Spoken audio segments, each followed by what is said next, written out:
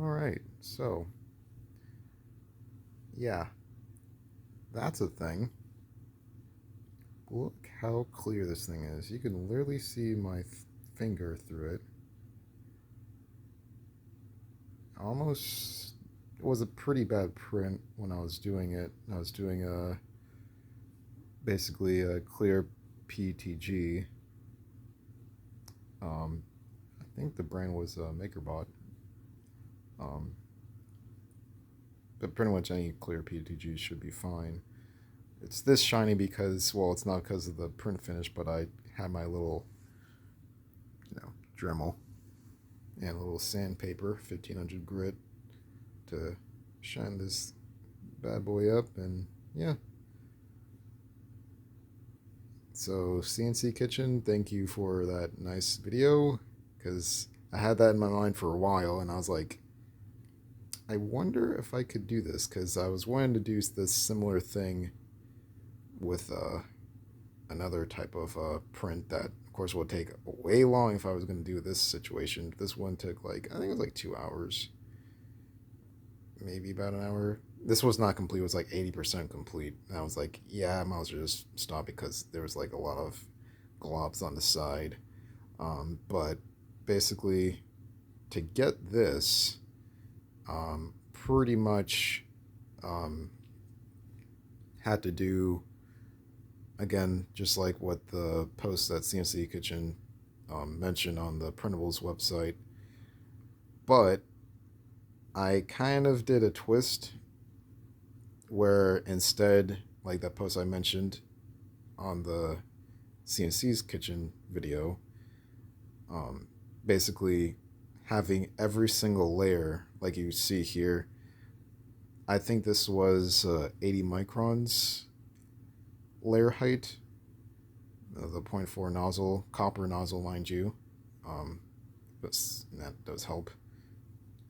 But basically, every layer, and I used a SuperSlicer to make it so that, I guess I might as well show you.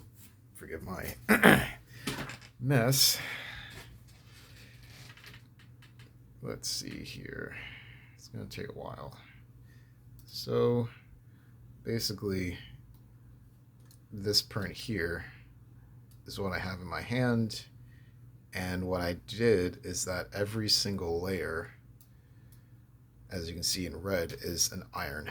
So if I were to go down pretty much every single layer, you can kind of see, pretty much every single layer all the way down from the beginning is ironed out. That helps a lot because since you do have those gaps that we always deal with in 3D prints, they can be pretty much filled up a good amount. Though the only problem is that when you have some excess filament, it does ooze off to the side. Kind of like how it is like here, like the sides look kind of, well, at least one side's fine, but the other few sides, they had a bunch of clear PETG hanging around. So I guess you pretty much would have to either reduce, or because when you do ironing, you can actually extrude a little bit. Probably might have to put that to 0 just to make sure that there's no too much excess of filament on every single layer afterwards and all that stuff. But regardless, this is really, really, really cool, and definitely something that 3D, that we people of the 3D printing community and all that stuff can actually do on prints like these. Not just clear prints, but I'm talking about like literally every print that you want to have that's either a complete solid and you want to make it as strong and isotropic as possible. So, anywho's, might be able to upload this to YouTube. We'll see. Probably my first YouTube video that is, I guess you can say, to show off some of the stuff that I like to do, which is 3D printing. I've been doing this for a year, and it's good to see that something like this can be definitely done. So, yeah. Which I can show you. Depending on if I be able to get out of the print, might be able to show you some cool microfluidics. You can put some water through, you might be able to see some liquid passing through.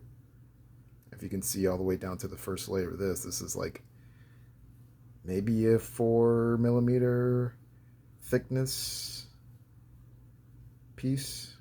So if you can see all the way down to the first layer after you polish it up, you best believe you'll be able to see some water through it. So we'll see. We shall see. Right, buddy? Yay. All right. That's it. So, ironing, definitely a win. Might need some tweaking, but 15%, probably might bring that down to maybe like 5%, so that when it irons, it doesn't add too much filament.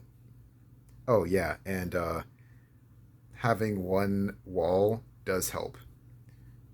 Don't do too many walls. I'm saying you can't do it, but it's sometimes good to just do just one if you really want to get it smooth all the way around, because then you'll be able to do is that after you finish, you can just sand it, not just from the top but from the sides, and polish it up, and you got yourself a nice see-through print. Anyways, too long a video. Goodbye. Probably will be the last. Hopefully not the last. Probably the first. Who knows? I don't know. Peace out.